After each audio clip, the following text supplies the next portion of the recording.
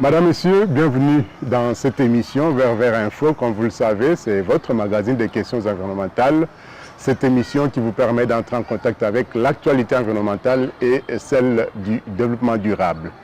Depuis janvier 2025, il a été créé le couloir vert Kivu-Kinshasa, cette aire protégée à vocation communautaire. Beaucoup de choses ont été dites sur cette aire protégée par rapport à son fondement, par rapport à son existence même. Et des voix se sont levées, surtout du côté de la société civile, pour fustiger ce qu'on pourrait appeler un comportement du gouvernement qui n'a pas vraiment répondu aux normes requises en matière de création d'aires protégées. Et nous allons devoir en parler dans cette émission Vers Info. Et pour en parler, nous avons fait appel à M.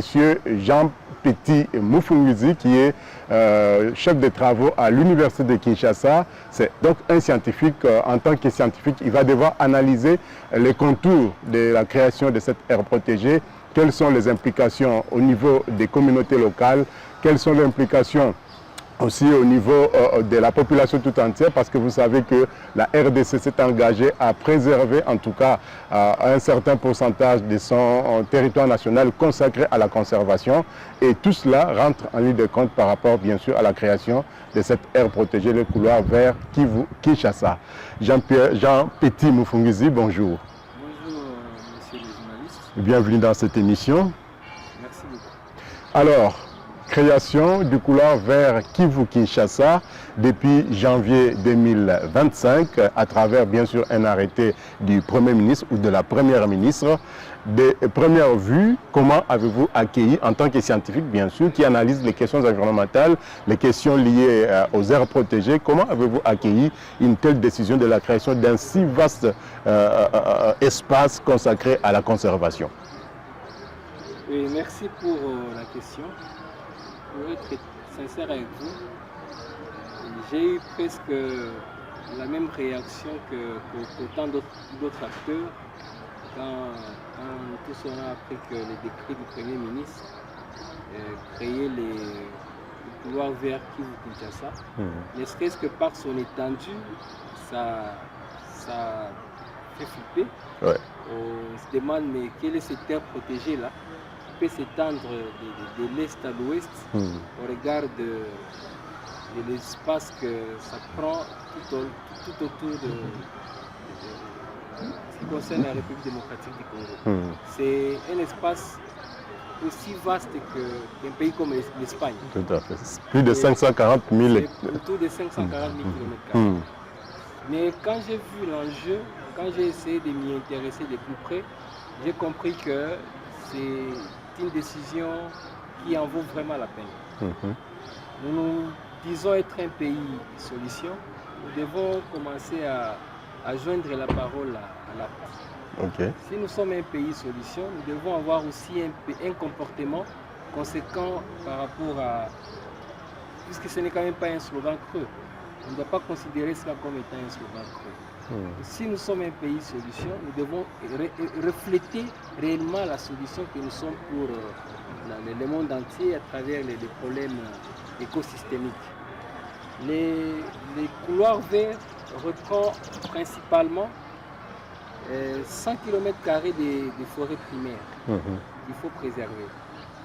Si dans d'autres pays, il y a ce qu'ils ont comme richesse représentatrice, nous devons considérer que c'est une richesse énormissime de notre pays. À l'exemple des minerais que nous nous targuons toujours de tenir, nous devons aussi nous prévaloir du fait que les couloirs verts, c'est aussi une richesse pour le pays. Parce que ne serait-ce que si nous pouvons déjà commencer à développer un comportement environnemental, cela permettrait à ce que nous comprenions pourquoi est-ce que c'est une richesse pour le pays. Parce que arriver déjà à préserver ne serait-ce que les 105 km² de forêt primaire, ça permet en tout cas d'assurer un équilibre écosystémique à travers le monde. Voilà pourquoi j'ai bien accueilli quand je me suis intéressé à la question, la création de ce couloir vers Kivu-Kinshasa. Alors, vous pensez que par rapport aux objectifs même de la création de cette aire protégée, de ces couloirs vers Kivu-Kinshasa, est-ce qu'on peut s'attendre pour les pays, en fait, de pouvoir atteindre également ces objectifs de conservation de la nature? Tout à fait. Pourquoi je dis tout à fait? Parce que faut voir d'où nous venons. Nous ne comprenons pas trop bien que les questions environnementales sont devenues des questions assez porteuses. Le domaine de l'environnement aujourd'hui est un domaine tout à fait transversal. Oui. Et il faut l'aborder avec une approche holistique. Holistique, oui. Il faut prendre la question dans sa globalité. On ne peut pas aujourd'hui se targuer d'avoir les espaces que nous avons sans que nous comprenions qu'il faut les protéger et assurer les objectifs de la conservation de la nature. Nous venons d'où? Nous venons d'une conservation policière vers une conservation communautaire. Les couloirs verts s'inscrivent dans la stricte logique de la conservation communautaire avec des objectifs d'éco-développement. Alors, si nous développons les objectifs d'éco-développement, nous propulsons notre propre développement. Tout à fait. Donc nous ne sommes plus censés rester scotchés sur les richesses du sous-sol, pendant que nous avons une richesse naturelle qui s'offre à nous et qui permet d'entretenir et les communautés locales. Et parce que moi-même, quand je me suis dit, mais si déjà Kinshasa, parce que le couloir vert, c'est 9 provinces. Si vous devez les prendre depuis le nord Kivu jusqu'à Kinshasa et vous étendez sur les bandes d'Undu, ça vous prend pratiquement 9 provinces. Je me dis, mais si je prends, ne serait-ce que l'exemple de Kinshasa, Kinshasa et ses 24 communes, je me suis dit, mais à quel moment on peut faire de Kinshasa et ses 24 communes une aire protégée? Et c'est finalement autour de toutes ces questions-là que la société civile n'était pas d'accord. Mais il suffit de comprendre un peu la quintessence. Si déjà on peut faire de Kinshasa une aire protégée. Une aire protégée, c'est quoi?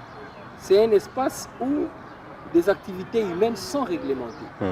Si nous prenons seulement les domaines de l'assainissement, et nous nous disons ayant un comportement environnemental en faveur de l'assainissement de la province de Kinshasa, la ville-province de Kinshasa. Mais vous allez voir qu'il y aura une série d'améliorations qui feront en sorte que dans notre atypique, nous allons nous rendre compte que les réflexes vont commencer à changer. Parce que préserver déjà, rien que ce que nous avons comme aire protégée à Kinshasa, nous avons les jardins zoologiques, nous sommes les jardins zoologiques, nous avons les jardins botaniques, nous avons le parc de l'Ancélé, nous avons Bombolomé et certaines aires protégées privées. Si nous pouvions déjà ne serait-ce qu'arriver à sécuriser, à préserver et assurer les activités de la conservation de la nature sur ces aires protégées-là, et que la population, parce que c'est la population locale qui doit en être bénéficiaire, et qu'elle en bénéficie réellement, vous pouvez vous rendre compte combien ce sera bénéfique et pour Kinshasa et pour la population. Je crois que c'est dans cet actionnement-là qu'il faut s'inscrire et comprendre que les couloirs vers Kivu-Kinshasa, c'est une aubaine pour nous. Moi, j'ai réfléchi ne serait-ce que du point de vue des nouveaux comportements à adopter. Parce qu'il y a toute une sensibilisation qui doit suivre, évidemment, il faut vulgariser pour que les gens sachent de quoi est-ce que, ou sur quoi est-ce que ça repose. Mais ne serait-ce que cette dividende-là, moi, elle me conforte déjà parce que je me dis, si on peut déjà éduquer notre population de manière à assurer la préservation des aires protégées qui existent déjà. C'est déjà au moins un grand atout. Alors, pour vous, en quoi ces projets Couloir Vert Kivu-Kinshasa se distinguent des autres projets? Parce que les aires protégées en RDC, elles existent déjà, elles existaient déjà, mais en quoi cela sera différent? Moi, j'inscris la différence sur un point tout à fait simple. Les aires protégées que nous avons, en tout cas l'histoire des aires protégées l'histoire de la création des parcs à travers le monde, ça a été l'État qui s'impose, qui décide, je prends tel espace, sans y impliquer les communautés, sans même voir l'intérêt des communautés. Donc les communautés subissaient. Mais ici, là, on invite les communautés à s'en approprier. On invite les communautés à participer à l'établissement de cette aire protégée, pour autant que cette aire protégée-là permet de sécuriser en tout cas 100 000 km² de forêt primaire et c'est déjà énorme. Et donc là, on n'a pas d'effort à faire. On demande seulement de les sécuriser et au final, il y a un bénéfice de cette sécurisation-là, parce qu'il y a des dividendes financiers qui peuvent tomber dedans. Mais sans pour autant vous couper, la mise en place de cette aire protégée, ou lors de sa mise en place, les communautés n'ont pas été contactées, n'ont pas été impliquées dans la création de cette aire protégée. C'est ce qui a d'ailleurs soulevé les tollés au niveau de la société civile. Quand vous parlez de bénéfices que les communautés vont tirer de l'existence de cette aire protégée, qui n'ont pas été impliqués au départ, est-ce que vous ne voyez pas qu'il y a quand même un torse là-dessus? Bon, il y a plusieurs façons de prendre la décision pour une autorité. Une autorité a autour d'elle des indicateurs. Peut-être que le commun mortel n'a pas. Il y a les enjeux, il y a une politique à assurer, une politique développementaliste qui est censée assurer. Ce n'est pas toujours tout individu qui est censé avoir la même perception. Je vous dis que dans le temps, les aires protégées étaient créées d'autorité. On pouvait aussi se dire, on consulte d'abord la population civile, mais nous savons, nous la société civile, mais nous savons combien notre société civile est diversifiée. Et il y a celle qui a sa tendance à elle, mais je donne le bénéfice du doute à la société civile environnementaliste, que je considère être celle qui se bat au moins pour les bénéfices de la préservation de l'environnement. Et donc, c'est vrai que ça pouvait froisser tout celui qui estime n'avoir pas été informé, mais est-ce que l'autorité est censée toujours informer? Ou informer tout le monde? Est-ce que l'autorité est censée informer tout le monde? Et puis, les dividendes d'une telle création, ce n'est pas en amont, c'est plutôt en aval. C'est l'implication de tout le monde dans l'entretemps. Donc, je crois que l'autorité a besoin de voir les gens mettre la main dans la pâte et s'appliquer à faire en sorte que ces décrets soient matérialisés, parce qu'il y a tout un tas de choses qu'il faut réaliser dans notre temps. Il faut assurer la sécurisation de cette aire protégée, parce que c'est d'abord une zone presque trouble quand on commence par le nord. Il y a des activités qu'il faut créer tout au long. Il y a déjà une réforme qui est déjà mise en place, celle de Mangaï, et il y a une autre réforme qui est en train d'être mise en place, la forme de Mbaou, qui est en train d'être érigée. Et autour de chaque forme, il y a des activités socio-économiques qui doivent être créées et qui permettent aussi la création d'emplois en même temps. Si ne serait-ce que l'érection de cette aire protégée pourrait créer autant d'emplois sur l'ensemble des provinces sur lesquelles il sera érigé. Je crois que c'est déjà une dividende qu'il faut exploiter et il faudrait absolument optimaliser cela. Alors, il y a quelques jours, un peu plus d'une semaine, la société civile environnementale a effectivement tenu un atelier national sur le couloir vert pour permettre à ce qu'il y ait une compréhension des enjeux, des défis également de cette aire protégée. J'espère que vous en avez eu vent. Est-ce que les participants qui sont venus pour s'en rendre compte effectivement de ce qu'est ce couloir vers Kivu-Kinshasa, vous pensez que les communautés, comme nous parlons de ces communautés, des peuples autochtones également, peuvent également tirer les bénéfices maximum par rapport à la mise en place de cette aire protégée? Oui, tout à fait. Je n'ai pas été directement participé à cet atelier-là, mais j'ai suivi comment les travaux se sont déroulés. Je crois que c'est déjà un premier effort, parce qu'il a consisté à l'appropriation du couloir vers Kivu-Kinshasa. Et je crois qu'au final, les participants ont compris les biens fondés de cette appropriation. Je crois que les grandes difficultés pour avoir aussi fait quelques pas dans le travail lié à la conservation de la nature, les grandes difficultés qui ont toujours été évoquées, ce sont celles liées à l'implication des communautés locales. Parce que très souvent, les communautés locales ont des revendications qui cadrent avec leur vécu quotidien.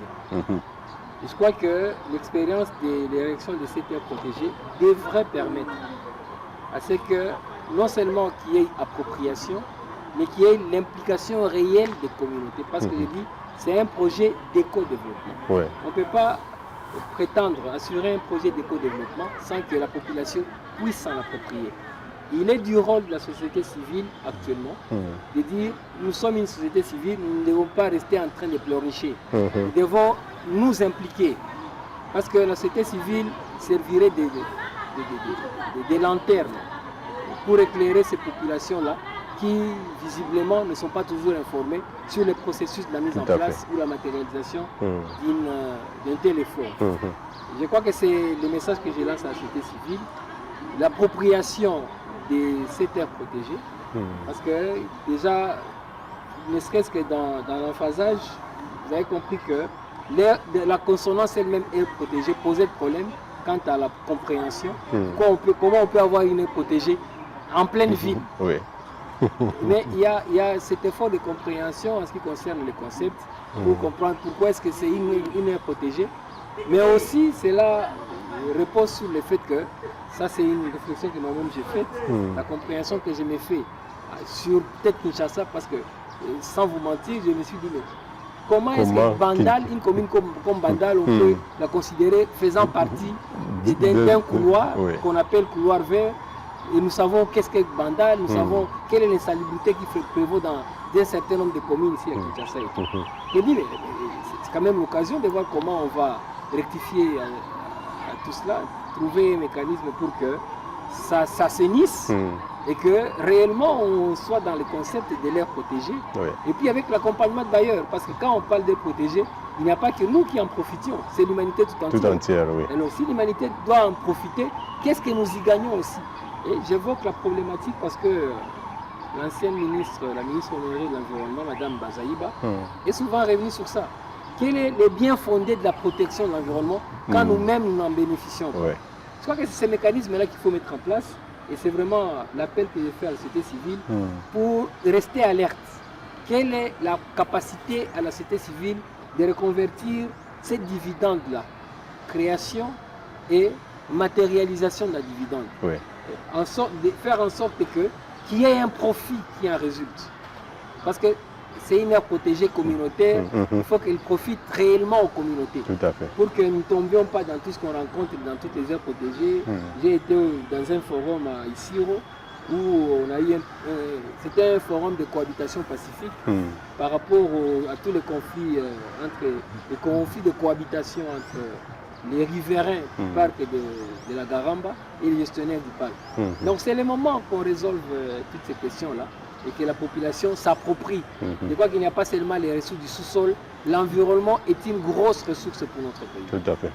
Alors, plus de 540 000 km², ainsi vaste espace, érigé en une aire protégée à vocation communautaire, comme on l'a dit. Donc ce sont les communautés qui doivent bénéficier. Mais est-ce que, pour vous, quelles sont les menaces qui pèsent sur ces espaces, sur ces couloirs vers Kinshasa, et comment on peut remédier à toutes ces menaces, à toutes ces difficultés qui peuvent subvenir à la mise en œuvre effective de ces couloirs vers Kinshasa? Bon, moi j'inscris la première menace dans la configuration elle-même, la configuration géographique. Il faut des mécanismes de sécurité. C'est d'abord la sécurité qui doit prévaloir. On ne peut pas envisager d'avoir un développement sur un espace où l'insécurité bat son plein. Il faut d'abord asseoir les mécanismes de sécurité et identifier les activités qui boostent les intérêts des communautés dans différents espaces. Parce que nous n'avons pas tous les mêmes activités qui permettent à ce que nous avons nos traditions, nous avons nos habitudes.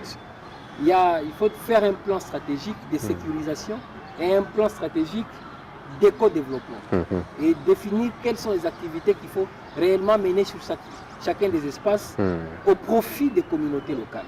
Et à cela, la communauté pourra mordre et comprendra que c'est bénéfique pour nous. Nous sommes appelés à sécuriser nos propres intérêts. Donc il faut cette implication-là.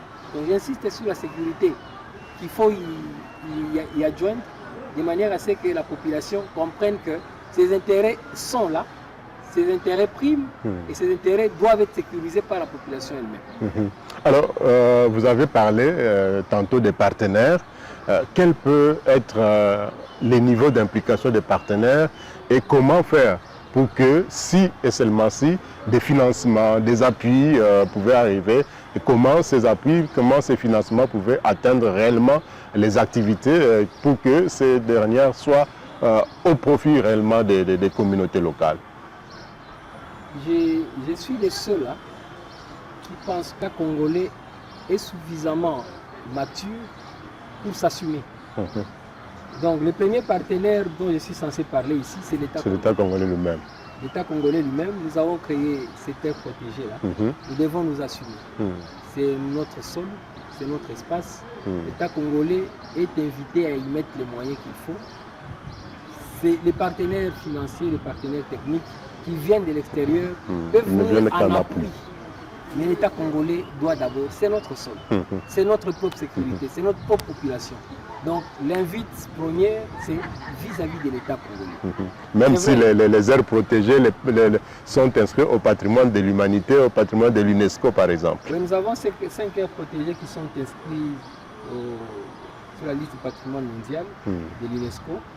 Mais cela n'est pas, c'est pas pour autant que l'État congolais se désengage.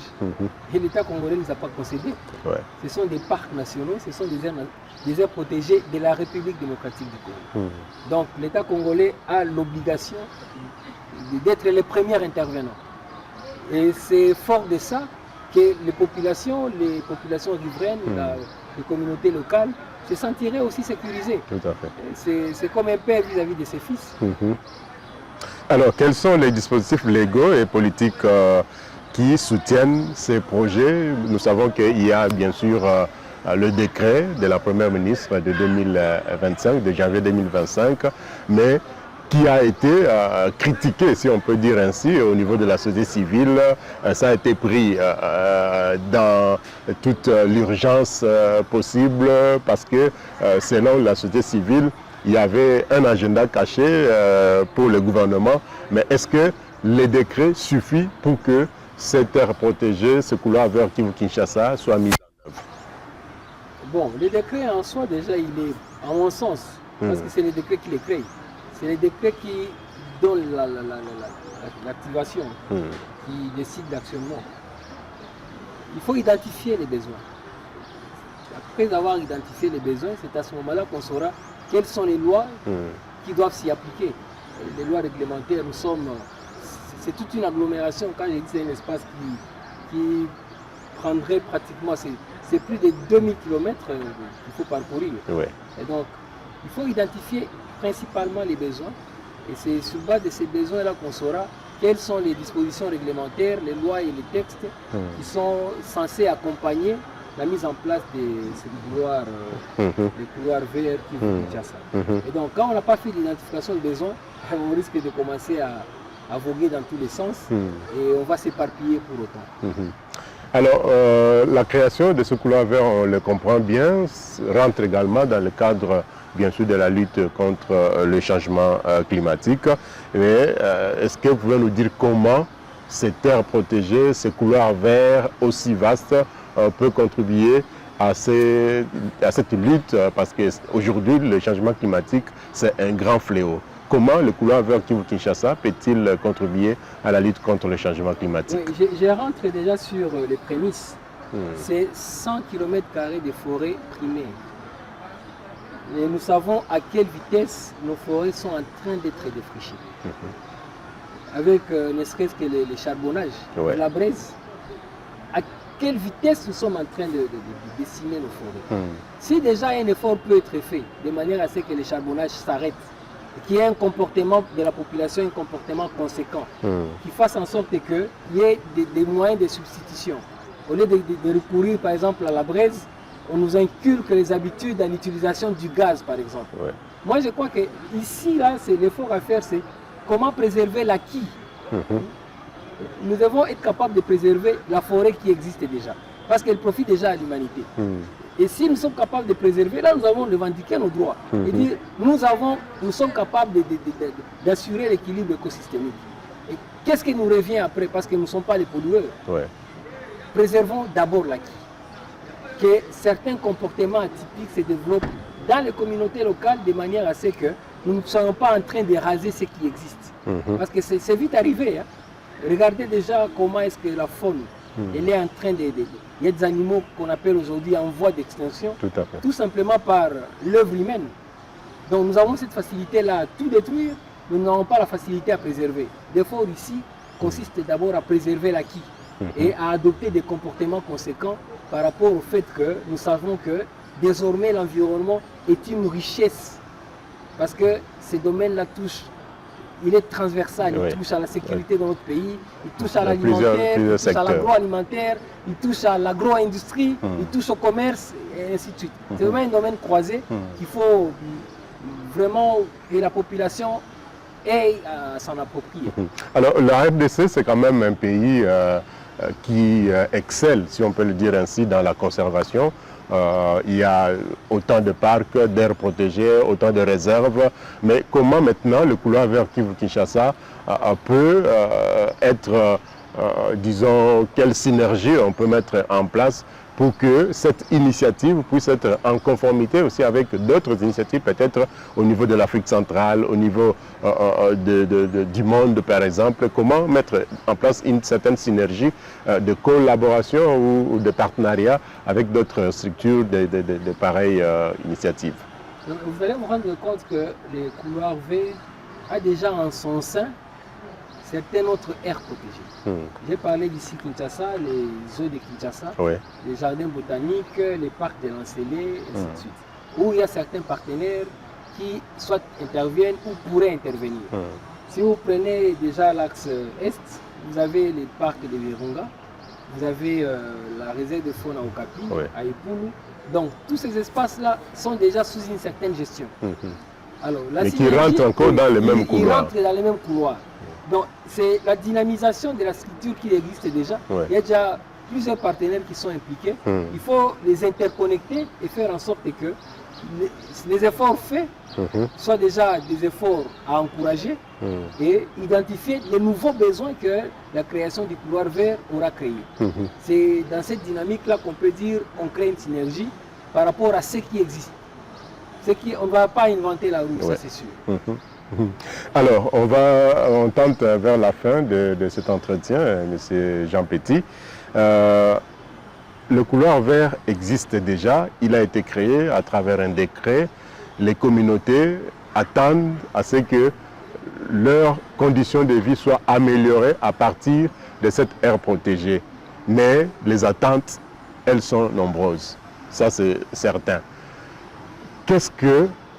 Quelle stratégie, quelle perspective mettre sur pied pour que ces communautés puissent également être réellement bénéficiaires de ce couloir vers Kivu-Kinshasa? Qu'est-ce qu'il faut faire pour que, d'abord, sur le plan, par exemple, vous l'avez évoqué tantôt, il y a parfois des conflits entre les communautés, les gestionnaires de parcs qui existent, mais ce couloir vert, pour que ces communautés puissent réellement bénéficier de l'existence de ces parcs ou disons de cette aire protégée, qu'est-ce qu'il faut faire? Ce qu'il faut faire, c'est d'abord la sensibilisation. Il faut qu'on arrive à sensibiliser les communautés locales, les différentes communautés, de manière à ce qu'elles comprennent les biens fondés de la création du couloir vert. Ça, c'est de 1. Il faut que les structures, notamment les structures de la société civile environnementale, s'impliquent également parce qu'elles sont beaucoup plus avisées que les communautés. Elles s'impliquent également en jouant correctement leur rôle. On n'a pas seulement que les revendications, on a aussi un rôle à jouer. On a des efforts à faire, chacun en ce qui les concerne. Il faut que les gestionnaires, les gestionnaires des aires protégées, que ce soit les aires protégées sous les partenariats public-privé ou sous la cogestion, dans tous les cas, les lits détenus par l'Institut congolais pour la conservation de la nature, les gestionnaires de toutes ces structures-là, chacun joue son rôle. On n'a pas seulement à commencer à dire vous devez faire pendant que moi je ne fais pas. Chacun a un rôle à jouer. Et c'est ce rôle-là, je dis, il doit être inhérent à la définition des besoins en ce qui concerne les différentes communautés. Ce ne sont pas les mêmes besoins exprimés ici à Kinshasa qui sont exprimés au Touélé, qui sont exprimés au Bas-Ouélé, que nous avons dans la Chopo, dans le Nord Kivu. Ce ne sont pas les mêmes besoins. On doit identifier les besoins réels. Et tenir en compte toutes... Et en tenir compte pour avoir des moyens à mettre en œuvre. Et c'est définir les objectifs qu'on poursuit pour un résultat escompté. Sinon, ça va courir dans tous les sens. Alors, quel message, que ce soit aux partenaires, que ce soit au gouvernement, que ce soit à la société civile, par rapport à l'existence même de ces couloirs vers Kivu-Kinshasa, mais aussi aux communautés, bien sûr? Les messages aux différents partenaires, les messages aux différents acteurs, je préfère parler d'acteurs, parce que chacun a un rôle à jouer. Ou aux différentes parties prenantes. C'est l'appropriation. On ne peut pas continuer à s'entre-déchirer et dire c'était inopportun, c'est opportun. Je crois qu'on a franchi ce stade-là. Il faut s'en approprier et se mettre à l'œuvre. Et savoir que, en tout cas moi, les premiers bénéfices de ces couloirs verts résulteraient en ce qu'ils dictent notre atypique comportementale, que nous puissions changer des réflexes. Et c'est là dénote la sensibilisation. J'ai pris l'exemple de Kinshasa où si déjà on pouvait avoir un comportement lié à l'assainissement de la ville, pour que nous ne soyons pas dans la crasse dans laquelle nous vivons aujourd'hui. Parce que ce n'est pas l'État, c'est nous-mêmes en tant qu'individus. Tout à fait. Si déjà les communautés peuvent dire, voici chacun dans son rôle, évitons ceci, appliquons-nous à cela.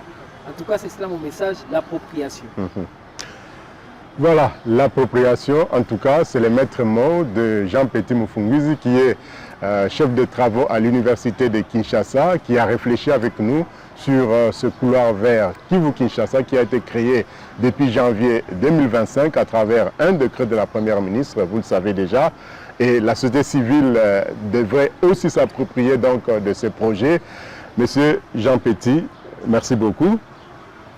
Monsieur le journaliste, c'est moi qui vous remercie. Merci bien pour m'avoir donné cette opportunité et avoir échangé avec nous sur ce couloir vert qui est d'une importance capitale pour le pays et pour la biodiversité de notre pays. Merci beaucoup.